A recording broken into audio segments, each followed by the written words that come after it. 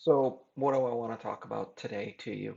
Thought has occurred to me as I'm looking at working with my clients and my students. November timeframe, we actually started a month ago on planning for the next year for 2021.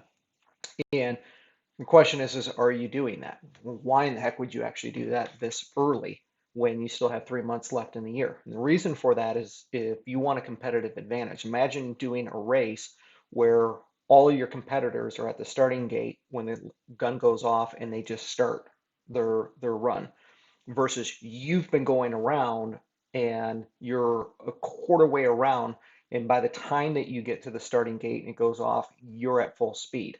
Imagine what that does in terms of the momentum going into 2021.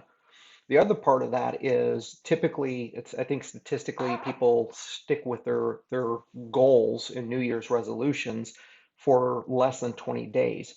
And if you're sticking with this and preparing and planning for that 3 months in advance, imagine the clarity, imagine the language, imagine the understanding of what activities, the strategy, and the tactics that you're going to have and having that ball rolling at full speed going into the new year. So, a couple of things that you may want to consider in doing that is most people would say 2020 was a challenging year or it was a crap year. Whatever you or scale you want to define it, I think nobody got through it without being affected in some way. And so the question is what do you want 2021 to look like? And we've been inside, we've been, kind of sequestered and figuring out how to navigate this, but you have an opportunity in 2021 to say, what are some simple changes that you can make in 2021 so that it's a better than 2020 experience? Where can you actually experience true freedom?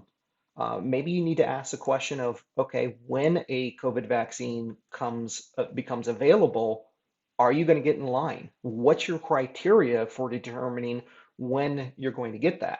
And then lastly is it's going to be very similar to hepatitis A, B, and C, right? It's probably going to require a booster. And some of us are concerned about the conspiracy theory. Some of us are concerned about the safety features of that. Start looking into it now so that you're prepared to be able to recognize when the opportunity comes, what you want to do about it. Second is then decide and make that decision based on the knowledge and intelligence that's best suited for you and your family or others. And then third, keeps on going off, it's crazy. And third is then act so that you're able to actually move forward in the coming year. So that's just my tip of the day in taking a look at why wait till January 1st. Get started now because that's what victors do.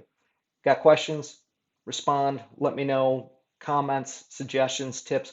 Keep sharing it so that everybody benefits. All right, have an awesome and maybe a legendary day today. See ya.